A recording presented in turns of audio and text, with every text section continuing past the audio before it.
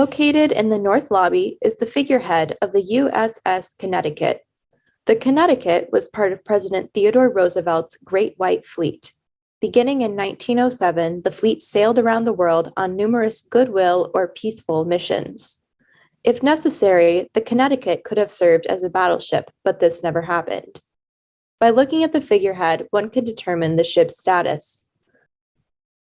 The eagle's head faces the olive branch, a symbol for peace. On the opposite side are arrows, symbols for war. If the ship were used in battle, the eagle's claws would be switched so that the arrows are to the viewer's left and the olive branch on the right. The 13 stars and stripes on the shield, the stars and clouds above the eagle, and the tail feathers and arrows are for the 13 original colonies.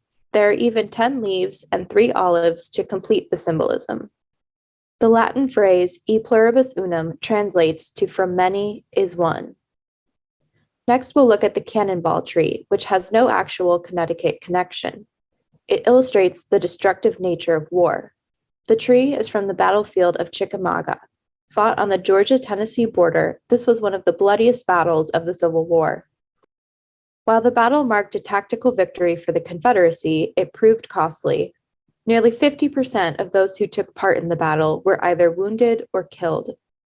There is no real Connecticut connection to the peace since no Connecticut troops took part in the battle. E.S. Yergeson, a Hartford native and veteran of the war, donated the tree. In 1969, at the request of Governor Dempsey, the cannonball tree was x-rayed at Fort Devens in Massachusetts. Live gunpowder was found in a cannonball and projectile. All the ammunition was removed, and the tree returned to Connecticut. To the right is a model and figurehead of the flagship Hartford. The United States steam sloop Hartford was a Civil War vessel commanded by Admiral David Glasgow Farragut. During the Battle of Mobile Bay, the admiral issued his famous cry, "Damn the torpedoes, full speed ahead!" The Hartford marked a transition from sail to steam power.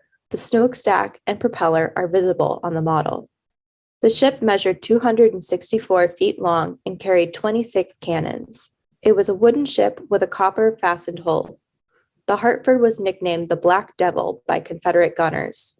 In its first 3 major engagements, the vessel took over 240 hits. William Graham, who lost one arm during the war, carved the model. Graham spent 2.5 years on the detailed piece. At the front of the model is a gold-colored object that looks like a snail shell or knot. This is the figurehead.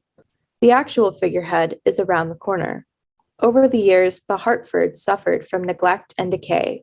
In 1957, shipwreckers who were unaware of its significance burned the ship.